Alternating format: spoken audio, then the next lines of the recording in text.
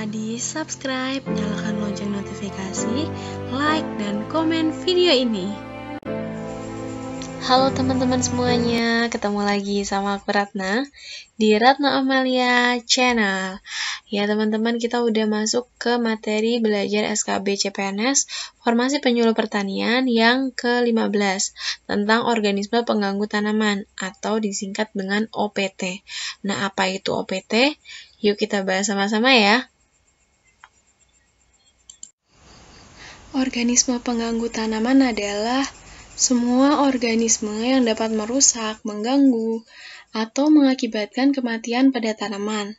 Nah, berdasarkan jenis serangannya, OPT ini dibagi menjadi 3 kelompok. Yang pertama, hama, yang kedua vektor penyakit, dan yang ketiga adalah gulma. Nah, untuk penjelasannya kita lihat yuk. Oke, sebelumnya kita harus tahu tuh apa itu fitopatologi. Jadi fitopatologi adalah cabang ilmu pengetahuan yang mempelajari tentang penyakit tumbuhan akibat serangan patogen ataupun gangguan ketersediaan unsur hara.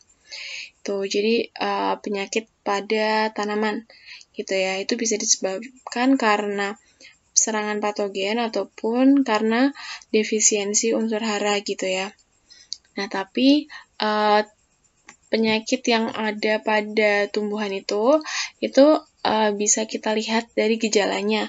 Yang pertama itu ada warna daun tidak normal, terdapat bercak atau lubang, tanaman yang layu, ada kelainan pada berkas pembuluh daun atau nekrosis, tanaman kerdil atau artropi, tanaman tumbuh luar biasa atau hipertrofi, kemudian bunga, buah, dan tangkai meluruh, dan yang terakhir adalah bagian tumbuhan juga ikut meluruh.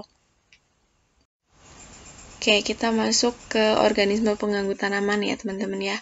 Yang pertama adalah hama. Hama adalah hewan yang merusak secara langsung pada bagian tanaman. Hama itu bisa dilihat dengan jelas menggunakan indera penglihatan ya teman-teman. Nah, serangan hama ini sangat terlihat dan dapat memberikan kerugian yang besar jika terjadinya secara massal atau besar-besaran. Nah, serangan hama umumnya tidak memberikan efek yang menular, terkecuali bila hama tersebut membawa suatu penyakit atau menjadi vektor suatu penyakit. Nah, jenis hama ada beberapa ini ya teman-teman. Ada insekta atau serangga, ada moluska, contohnya bekicot ataupun keong, ada rodentia atau tikus, ada nematoda atau cacing, ada akarina atau tungau dan kutu. Kemudian yang kedua, organisme pengganggu tanaman itu ada vektor penyakit. Vektor atau faktor pembawa penyakit adalah organisme yang memberikan gejala sakit, menurunkan imunitas, atau mengganggu metabolisme tanaman, sehingga terjadi gejala abnormal pada sistem metabolisme tanaman tersebut. Umumnya, gejala penyakit memiliki efek yang menular, dan sangat cepat dan juga sulit dibendung. Beberapa vektor penyakit ini itu adalah disebabkan oleh virus, bakteri, dan jamur. Nah, ini vektor-vektor penyakit, ada jamur, bakteri, dan virus. Nah, kita lihat satu-satu. Jamur, tanda infeksi jamur terlihat dengan adanya benang-benang pada bagian-bagian tertentu di tanaman. Kadang juga hampir menyerang semua bagian dan menimbulkan bercak-bercak. Contohnya adalah bercak pada daun tanaman kacang tanah yang disebabkan oleh Cercospora arachidicola. Nanti bisa di googling aja ya teman-teman ya untuk gambarnya gitu. Kemudian yang selanjutnya ada bakteri. Bakteri yang masuk ke dalam tanaman itu biasanya melalui bagian yang lunak atau yang luka, entah di batang, akar, ataupun daun. Kemudian bagian tanaman yang diserang bakteri biasanya akan membusuk, mengeluarkan lendir, dan berbau. Contohnya adalah penyakit yang menyebabkan tomat dan terong itu menjadi layu, yaitu karena bakteri Pseudomonas solanacearum. Kemudian virus. Infeksi oleh virus disebarkan melalui sistem pembuluh inang. Tandanya adalah pertumbuhan terhambat, perubahan morfologi tanaman, adanya mozaik atau berkas, bercak, dan nekrosa atau perubahan akibat pembengkakan pada dinding berkas pembuluh. Contohnya adalah virus penyebab penyakit mozaik pada tembakau atau tobacco mosaic virus atau TMV. Itu ya teman-teman. Oke, yang ketiga, organisme pengganggu tanaman adalah gulma. Gulma ini adalah tumbuhan liar yang tidak dikehendaki tumbuhnya dan bersifat mengganggu pertumbuhan dan perkembangan tanaman yang dibudidayakan. Gulma bisa disebut sebagai kompetitor penyerap nutrisi pada perakaran tanaman.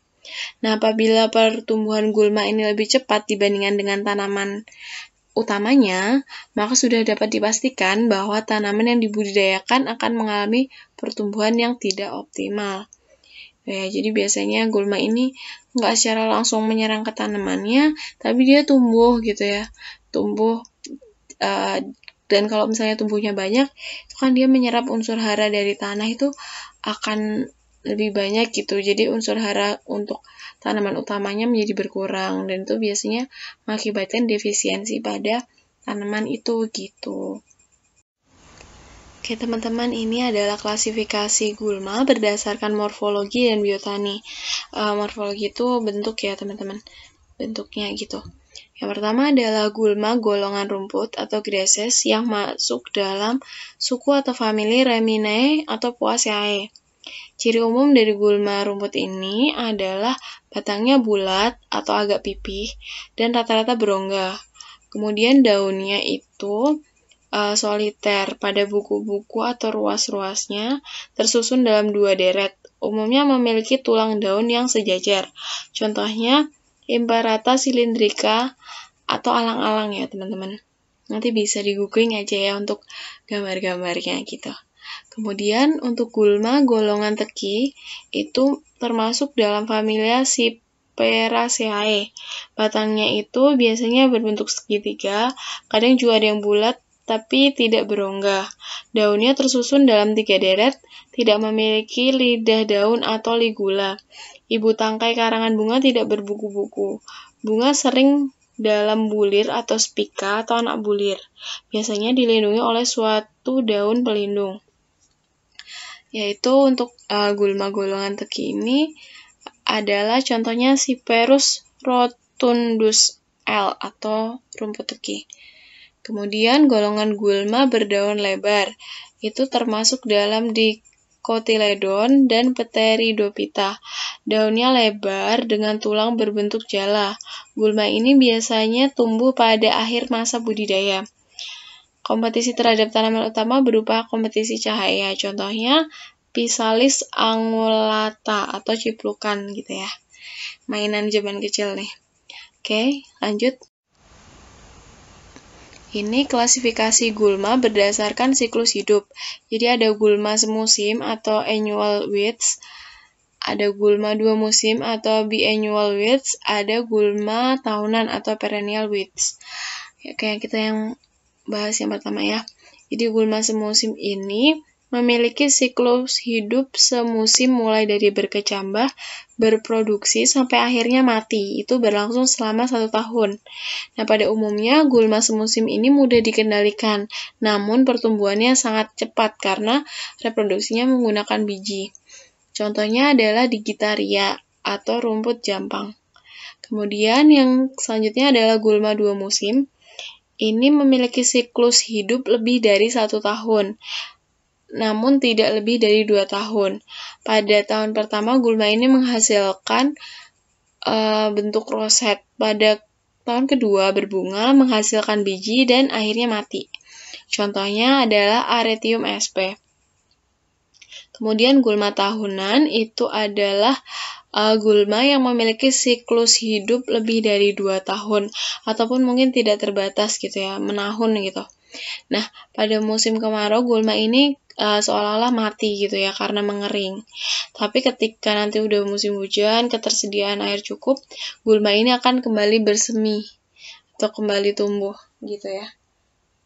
Ya, contohnya adalah Cynodon dactylon. Kemudian ini yang terakhir ya, klasifikasi gulma berdasarkan habitat tumbuhnya, ada yang gulma air atau aquatic weeds sama gulma daratan atau terrestrial weeds. Jadi kalau gulma air itu ya tumbuhnya di air gitu ya, baik mengapung atau tenggelam ataupun setengah tenggelam. Gulma ini biasanya berdaun sempit, ada yang berdaun lebar, ada pula yang teki-tekian. Contohnya adalah Cyperus iria. Kemudian kalau gulma daratan itu tumbuhnya di darat, itu biasanya di tegalan gitu ya. Jenis gulma daratan yang tumbuh di perkebunan sangat tergantung pada pola tanam, jenis tanah, iklim, dan jenis tanaman utama gitu. Contohnya adalah Axonopus compressus. Oke teman-teman, untuk hari ini materi belajar kita cukup dulu ya sampai di sini biar nggak penuh gitu ya teman-teman. Ya, kita udah bahas soal OPT atau organisme pengganggu tanaman. Oke teman-teman, dan untuk gimana cara pengendalian OPT nanti akan aku bahas di video selanjutnya ya. Pokoknya pantengin terus, jangan lupa subscribe, like, komen, dan nyalakan lonceng notifikasinya biar nggak ketinggalan untuk video-video update terbaru soal materi SKB ini. Oke teman-teman, tetap semangat belajar dan sampai jumpa di video aku berikutnya.